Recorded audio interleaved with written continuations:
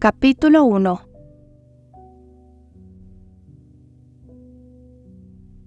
Derbyshire. Primavera de 1838. Tan absorta estaba en el libro que leía, que no oyó la llamada en la puerta hasta que los golpes se hicieron imperiosos. Ariela se sobresaltó, acurrucada en una cama de columnas con el libro de Genghis Khan en las manos. Visiones de una ciudad del siglo XIII bailaron todavía un momento en su mente, y vio hombres y mujeres de clase alta vestidos con elegancia, huyendo presas del pánico entre artesanos y esclavos ante las sordas mongoles que galopaban en sus caballos de guerra por las calles polvorientas. Ariela de Warren. La joven suspiró y apartó de su mente las visiones imaginarias. Estaba en Rose Hill, la residencia de sus padres en la campiña inglesa. Había llegado la noche anterior. Adelante, Diana. Dejó el libro a un lado.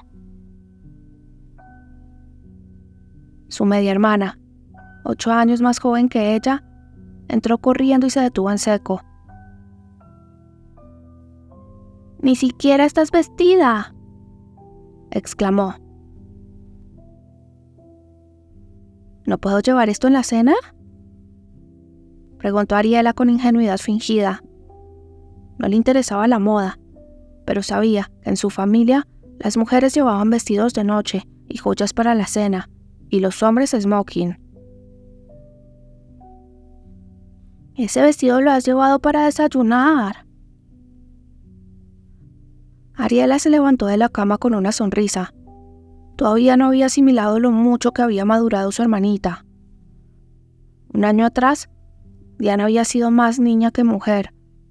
Ahora costaba creer que tuviera solo 16 años, sobre todo con un vestido como el que llevaba. ¿Tan tarde es?, miró por la ventana del dormitorio y le sorprendió ver que el sol estaba bajo en el cielo. Había pasado horas leyendo. «Son casi las 4, y sé que sabes que esta noche tenemos compañía». Ariela recordaba que Amanda, su madrastra, había mencionado que habría invitados para la cena. ¿Sabías que Genghis Khan nunca emprendía un ataque sin avisar? Siempre enviaba antes recado a los jefes y reyes de los países pidiendo su rendición, en lugar de atacar y matar a todos, como afirman tantos historiadores. Diana la miró confundida. «¿Quién es Genghis Khan? ¿De qué hablas?». Ariela sonrió. «Estoy leyendo un libro sobre los mongoles. Su historia es increíble. Con Genghis Khan formaron un imperio casi tan grande como el británico. ¿Lo sabías?». «No, no lo sabía. Ariela, mamá ha invitado a Lord Montgomery y a su hermano en tu honor». «Claro que hoy habitan una zona mucho más pequeña», prosiguió Ariela, que no había oído las últimas palabras. «Yo quiero ir a las estepas centrales de Asia. Los mongoles siguen viviendo allí todavía. Su cultura y su modo de vida ha cambiado muy poco desde los tiempos de Genghis Khan. ¿Te imaginas?». Diana hizo una mueca y se acercó a mirar los vestidos colgados en el vestidor. «Lord Montgomery es de tu edad y ha heredado el título este año. Su hermano es algo más joven. El título es antiguo y la hacienda está bien cuidada.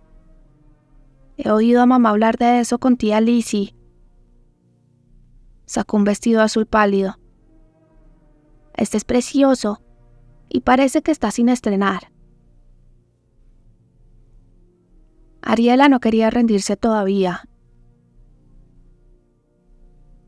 «Te dejaré el libro cuando lo termine.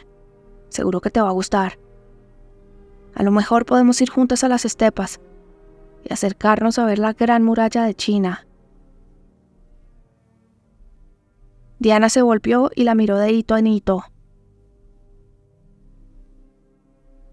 Ariela notó que su hermana empezaba a perder la paciencia. Siempre le costaba recordar que no todo el mundo compartía su pasión por aprender. No he estrenado El Azul. Las cenas a las que asisto en la ciudad están llenas de académicos y reformadores, y hay muy pocos nobles. A nadie le importa la moda. Diana sujetó el vestido contra su pecho y movió la cabeza. Eso es una lástima. A mí no me interesan los mongoles, Ariela, y no comprendo bien por qué a ti sí. No pienso ir a las estepas contigo, ni a ninguna muralla china. Me encanta mi vida aquí. La última vez que hablamos, estabas loca por los beduinos. Acababa de volver de Jerusalén y de una gira con guía por un campamento beduino. ¿Sabías que nuestro ejército utiliza beduinos como guías y exploradores en Palestina y en Egipto? Diana se acercó a la cama y dejó allí el vestido. Es hora de que te pongas este vestido tan bonito. Con tu pelo y tu piel dorados y los famosos ojos azules de los Warren, harás devolver la cabeza a todo el mundo. Ariela la miró, ya a la defensiva. ¿Quién has dicho que venía? Lord Montgomery, presumió Diana. Un buen partido, y dicen que es guapísimo. Ariela se cruzó de brazos, confusa. Eres demasiado joven para buscar marido. Pero tú no, contestó Diana. No me has oído, ¿verdad? Lord Montgomery acaba de heredar el título y es muy guapo y bien educado. He oído además que tiene prisa por casarse. Ariela volvió la vista. Tenía 24 años, pero no pensaba en el matrimonio. La pasión por el conocimiento la había embargado desde pequeña. Los libros habían sido su vida desde que podía recordar. Si tenía que elegir entre pasar tiempo en la biblioteca o en un baile, elegiría lo primero. Por suerte su padre la adoraba y alentaba sus ansias intelectuales, algo muy poco corriente. Desde que cumpliera los 21 años, residía principalmente en Londres, donde podía ir a bibliotecas y museos y asistir a debates públicos sobre temas sociales candentes, con radicales como Francis Place y William Cobbett. Pero a pesar de la libertad que tenía, ansiaba una independencia mucho mayor. Quería viajar sin carabina y ver los lugares y las personas sobre los que leía. Ariel había nacido en la Berbería, de madre judía esclavizada por un príncipe berber. Su madre había sido ejecutada poco después del nacimiento de Ariela por dar a luz a una hija de piel blanca y ojos azules. Su padre había conseguido sacarla de la arena y la había criado personalmente desde la infancia. Cliff de Warren era ahora uno de los magnates más importantes del transporte marítimo, pero en aquella época había sido más corsario que otra cosa. Ella había pasado los primeros años de su vida en las Indias Occidentales, donde su padre tenía una casa. Cuando conoció a Amanda y se casó con ella, se trasladaron a Londres. Pero su madrastra amaba el mar tanto como Cliff. Y antes de llegar a la mayoría de edad, Ariel había viajado de un extremo del Mediterráneo al otro, a lo largo de la costa de los Estados Unidos y a las ciudades más importantes de Europa. Había ido incluso a Palestina, Hong Kong y las Indias Orientales. El año anterior había viajado 3 meses por Viena, Budapest y Atenas. Su padre había autorizado el viaje con la condición de que la acompañara a su hermano Alexei, que seguía los pasos del padre como comerciante aventurero y había estado encantado de escoltarla y desviarse brevemente a Constantinopla a instancias de ella. Su tierra favorita era Palestina y su ciudad preferida Jerusalén. La que menos le gustaba, Argel, donde su madre había sido ejecutada por tener una aventura con su padre. Ariela sabía que era afortunada por haber recorrido buena parte del mundo. Sabía que era afortunada de tener padres permisivos, que confiaban en ella y se sentían orgullosos de su intelecto. No era la norma. Diana no poseía mucha educación, solo leía de vez en cuando alguna novela de amor. Pasaba la temporada de Londres y el resto del año en la casa de campo, llevando una vida de ocio.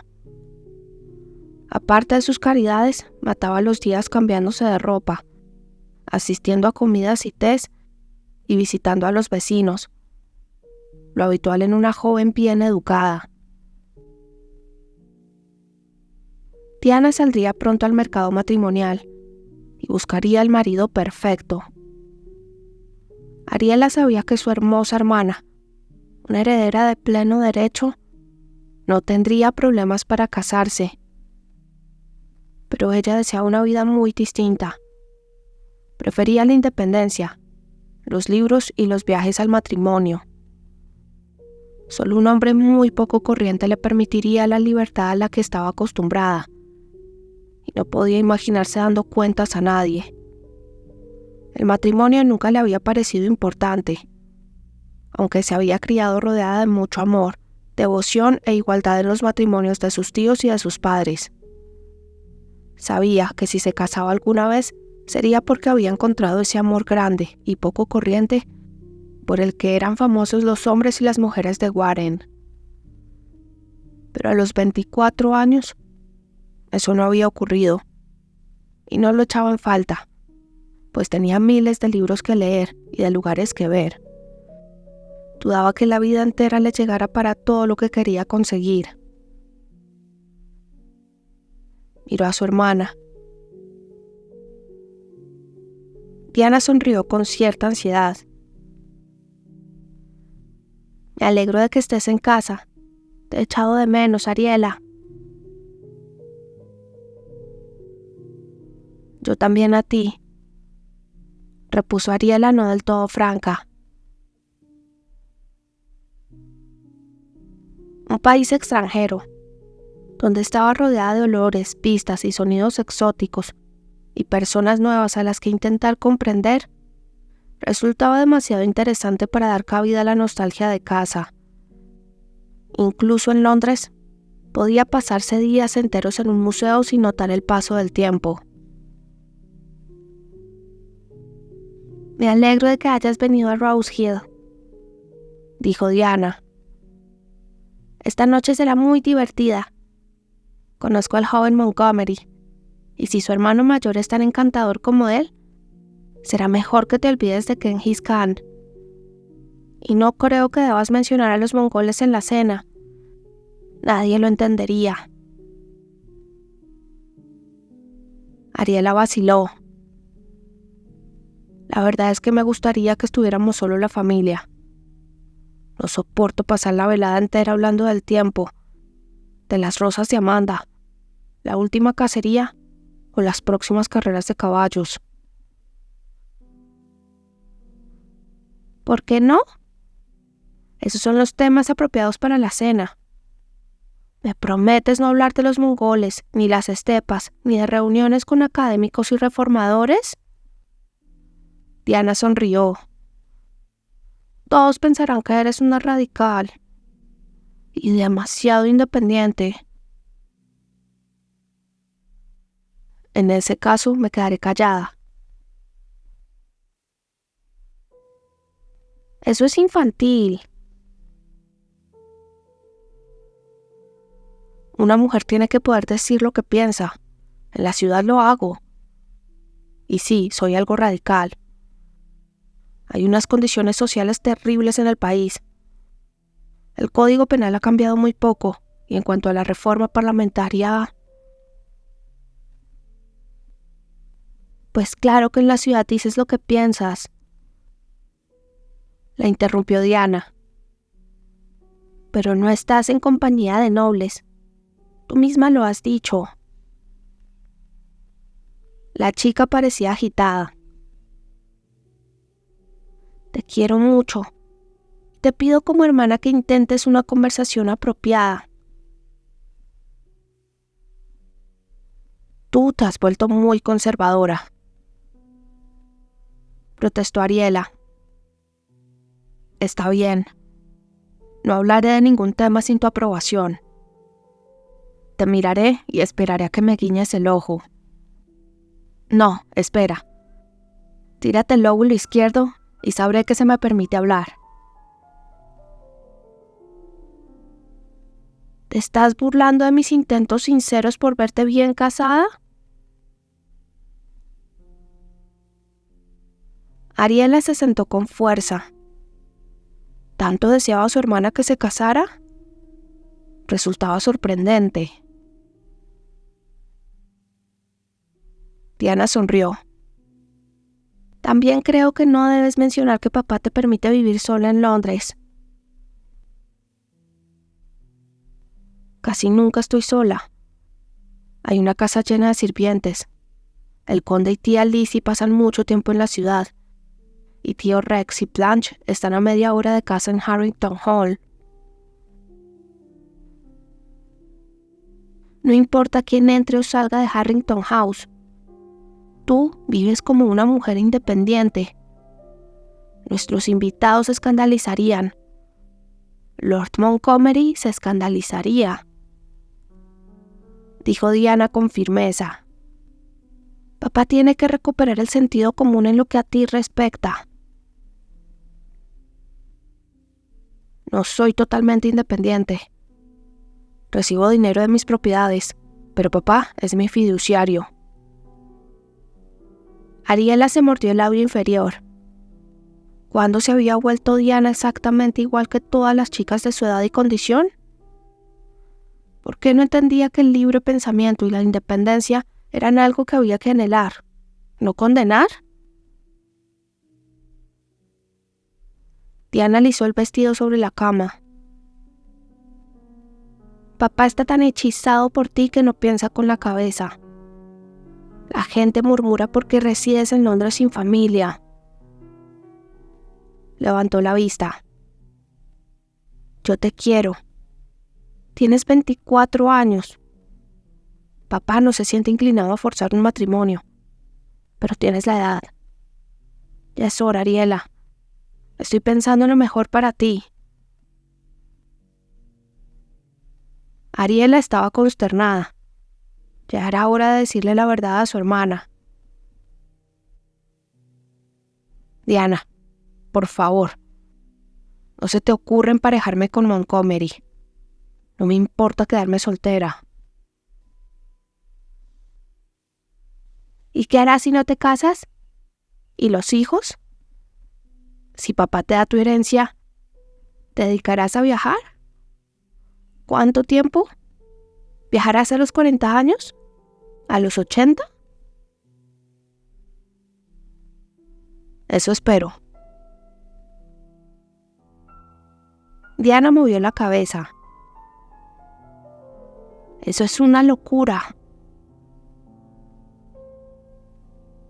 Eran tan distintas como el día y la noche. Yo no quiero casarme, declaró Ariela con firmeza. Solo me casaré si es un verdadero encuentro de dos mentes. Pero seré educada con Lord Montgomery. Te prometo que no hablaré de los temas que me importan. Pero por lo que más quieras, desiste ya. No se me ocurre nada peor que una vida sometida a un caballero de mente cerrada. Me gusta mi vida tal y como es. Diana se mostraba incrédula. Eres una mujer y Dios te creó para que tomaras esposo y le dieras hijos. Y sí, te sometieras a él. ¿A qué te refieres con la unión de las mentes? ¿Quién se casa por esa unión? Ariela estaba escandalizada de que su hermana defendiera puntos de vista tan tradicionales, aunque los defendiera casi toda la sociedad. No sé lo que Dios tiene decretado para las mujeres ni para mí. Consiguió decir: los hombres han decretado que las mujeres deben casarse y tener hijos. Diana, por favor, intenta comprender. La mayoría de los hombres no me permitirían entrar en Oxford disfrazada de hombre y escuchar las clases de mis profesores predilectos. Diana dio un respingo.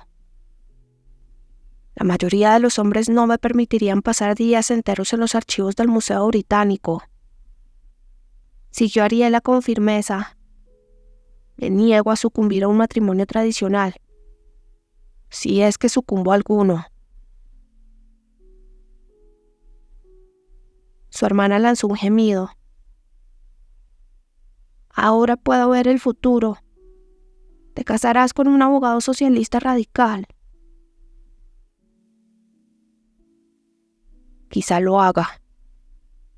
¿De verdad me imaginas como esposa de un caballero, quedándome en casa, cambiándome de vestido varias veces al día y siendo un adorno bonito e inútil?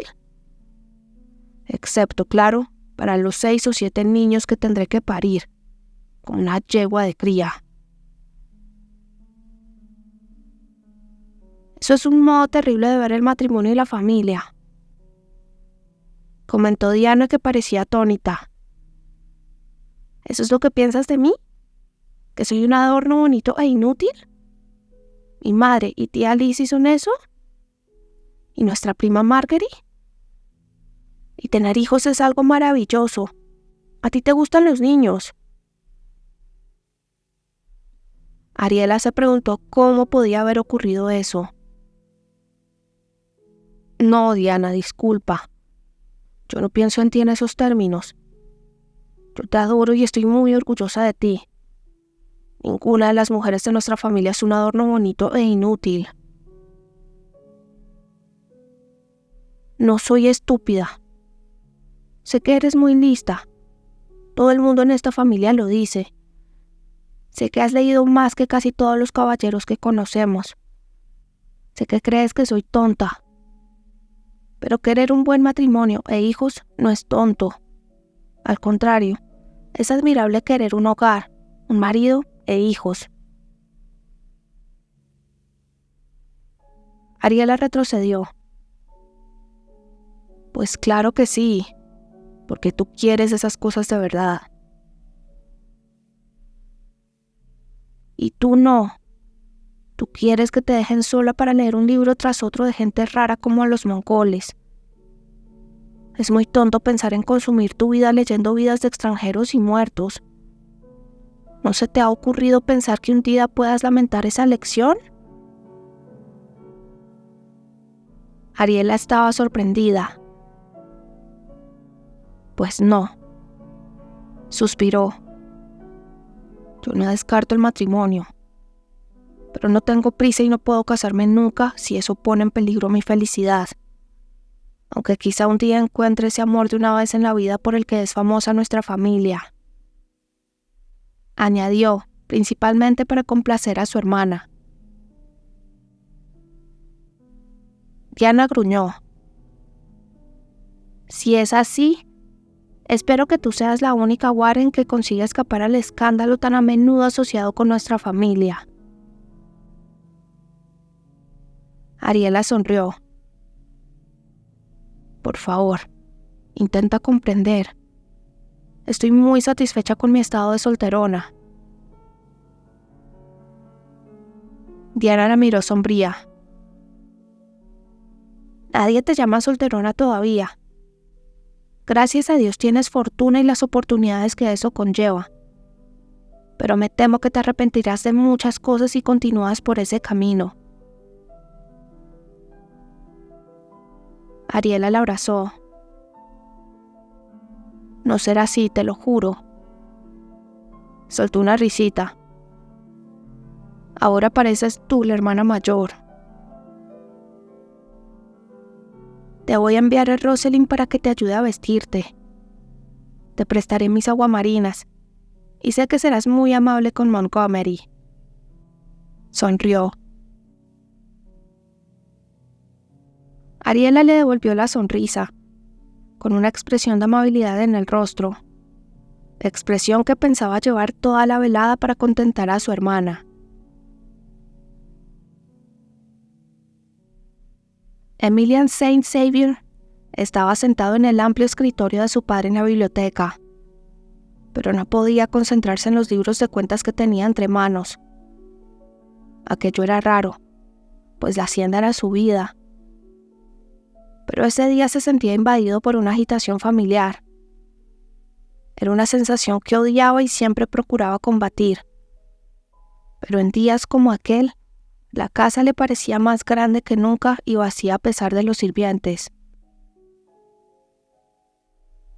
Se recostó en la silla y miró objetivamente la lujosa biblioteca de techos altos.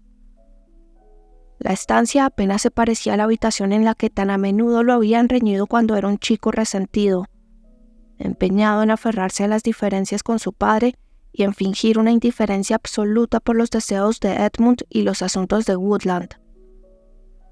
Pero incluso de recién llegado, su curiosidad había sido más fuerte que su cautela. Nunca había estado dentro de la casa de un inglés, y Woodland le había parecido un palacio. Rice había insistido en que aprendiera a leer inglés, y él había mirado los libros de la biblioteca preguntándose si se atrevería a robar uno para leerlo. No había tardado en empezar a robar uno tras otro. Aunque estaba seguro de que Edmund sabía que leía en secreto filosofía, poesía e historias de amor en su dormitorio.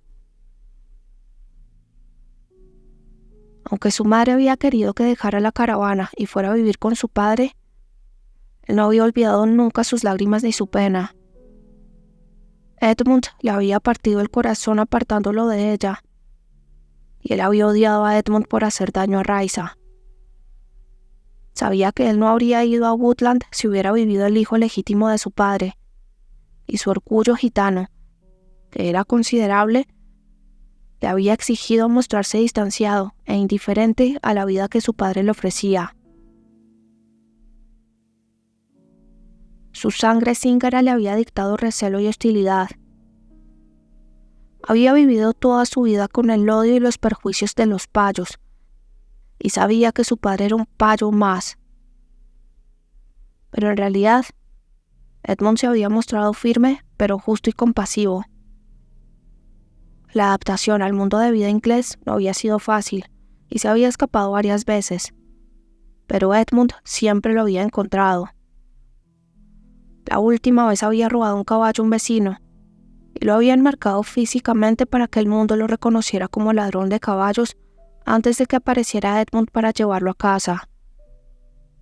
No era el primer cíngaro que tenía la oreja derecha marcada, pero esa era una de las razones por las que llevaba el pelo tan largo. Edmund había acabado por pedirle que se quedara y decirle que él lo dejaría marchar cuando cumpliera los 16 años si ese seguía siendo su deseo. Emilian había accedido, y al final había decidido quedarse. En los años siguientes había ido a Eton, y luego a Oxford, donde sobresalió en ambas instituciones. Pero la relación entre ellos había seguido siendo difícil, como si Edmund no se creyera del todo su transformación en un inglés. Emilian, por su parte, tampoco confiaba del todo en su padre. Ser su hijo y heredero no cambiaba el hecho de que su madre era zíngara, y toda la sociedad lo sabía, incluido Edmund. La condescendencia y la burla de su primera juventud existían todavía, pero ahora disfrazadas. Para los payos, incluidas las mujeres que le calentaban la cama, ni la educación ni la riqueza podían cambiar su certeza de que sentía inclinación por robar caballos y engañar a los vecinos. Eso quedaba patente en todas las cenas y bailes, en los asuntos de negocios y en los amores. La muerte de Edmund había sido un trágico accidente. Emilian acababa de graduarse en Oxford con honores y estaba de viaje con los cíngaros. Era su primera visita a su madre desde que su padre los separara 10 años atrás. El administrador de Edmund le había escrito, y al enterarse del accidente de casa, Emilian había vuelto inmediatamente a la casa. Aturdido porque su padre hubiera muerto, sin haber tenido ocasión de despedirse, había ido directamente desde la tumba al escritorio. Solo podía pensar en las oportunidades del pasado y en que nunca había dado las gracias a Edmund por ninguna de ellas. Recordaba a su padre enseñándole a montar, explicándole todos los aspectos de la hacienda, insistiendo en que recibiera la mejor educación posible, y el orgullo con el que Edmund lo llevaba a los acontecimientos del condado, ya fuera un té, una fiesta o un baile, como si fuera tan inglés como el que más. Se había sentado ante el escritorio y empezado a revisar cuentas y libros hasta que las lágrimas le impidieron leer las páginas. Y al final, había triunfado un sentimiento del deber muy inglés. Era consciente de los fallos de su padre como vizconde, y siempre había sabido que él podía hacerlo mejor. Se había propuesto, pues, enderezar Woodland y hacer que Edmund estuviera orgulloso de él. Y lo había conseguido. En 3 años había logrado borrar todas las deudas de las cuentas de Woodland, y la hacienda ahora daba beneficios. Había inquilinos nuevos y los productos se exportaban al extranjero, además de venderse en los mercados de la zona. Era socio de una compañía de transporte marítimo. Tenía inversiones provechosas en un aserradero de Birmingham y en un ferrocarril. Pero el golpe de gracia era la mina de carbón Saint Xavier. Las exportaciones de carbón británico crecían todos los años, y él se beneficiaba de ello. Era el noble más rico de Derbyshire, con una excepción: el magnate naviero Cliff de Warren. Emilian apartó el libro de cuentas. No conocía personalmente a Warren, pues había rehuido a la buena sociedad desde que heredara el título y las propiedades. Desde la primera vez que apareciera ante la gente al lado de Edmund, habían murmurado de él a sus espaldas, y nada había cambiado, excepto que ahora se lo esperaba. Prefería evitar las relaciones sociales que no conducían a nada.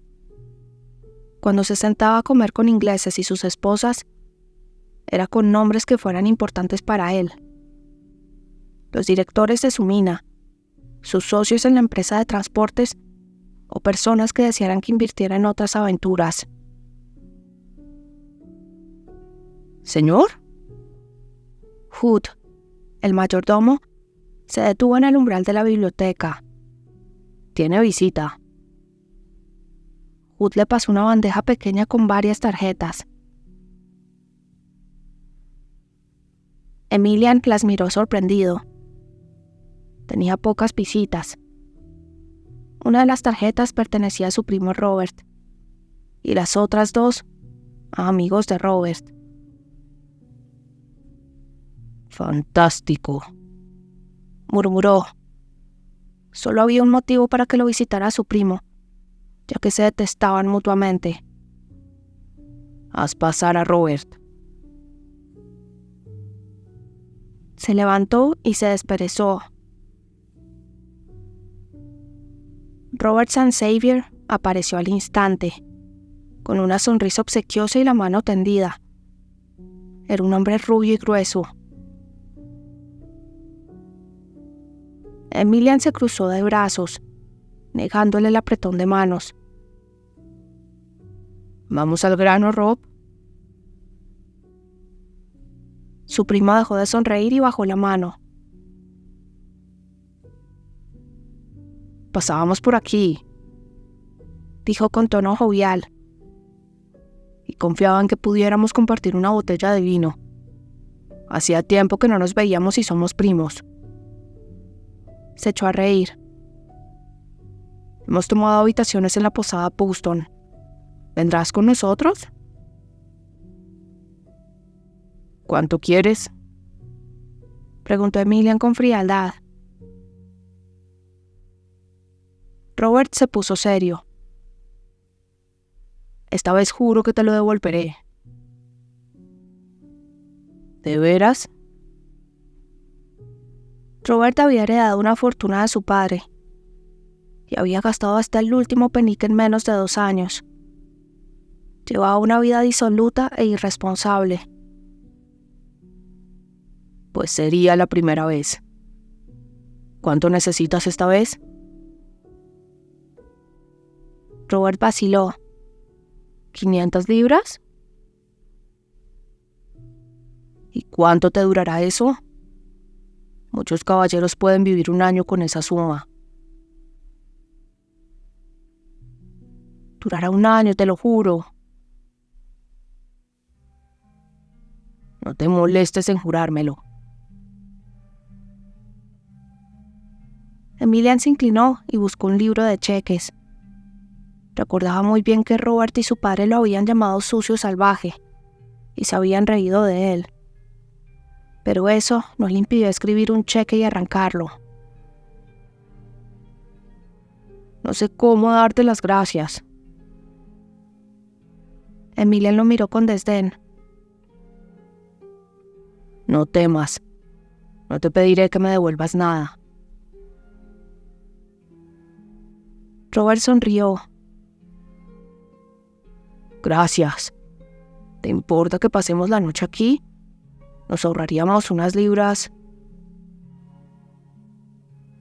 Emilian agitó una mano en el aire. No le importaba que el trío se quedara, pues había sitio de sobra como para que no tuviera que cruzarse con ellos. Se acercó a las puertas de cristal y miró más allá de los jardines, a las colinas que se perdían en el horizonte gris. Tenía la sensación terrible de que iba a suceder algo. Miró el cielo. No había el menor asomo de tormenta. Oyó voces y se volvió. Los 2 amigos de Robert se habían reunido con este, que les mostraba el cheque. Sus amigos reían y le daban palmadas en la espalda, como si acabara de llevar a cabo una hazaña. Compensa tener un primo rico, aunque sea medio gitano. Rió uno de ellos. Solo Dios sabe cómo lo hace. Sonrió Robert. Por supuesto, es su sangre inglesa la que le hace tan rico. El tercer hombre se acercó a ellos. ¿Alguna vez han estado con una chica gitana? Están en Rose Hill.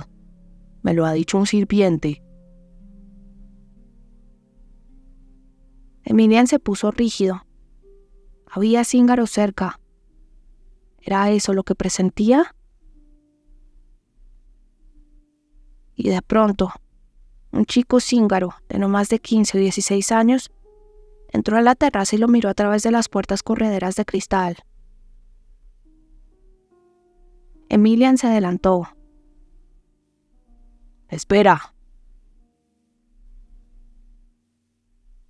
El chico se giró y echó a correr. Emilian corrió tras él. ¡No te vayas!, gritó. ¡Nasa!, repitió en romaní. El chico se quedó inmóvil al oírlo. Emilian se acercó y siguió hablando en romaní. Soy cíngaro. Soy Emilian Saint Xavier, hijo de Raisa Cadraiche. El chico pareció aliviado. Emilian, me manda Esteban. Tiene que hablar contigo. No estamos lejos. 1 hora a caballo o en carro. Emilian estaba atónito. Esteban Cadraiche era su tío, al que no había visto en 8 años. Raisa viajaba con él, así como también su hermana Yael. Pero nunca bajaban tan al sur. No podía imaginar lo que significaba aquello. Y entonces lo supo. Había noticias y no podían ser buenas. ¿Vienes?, preguntó el chico.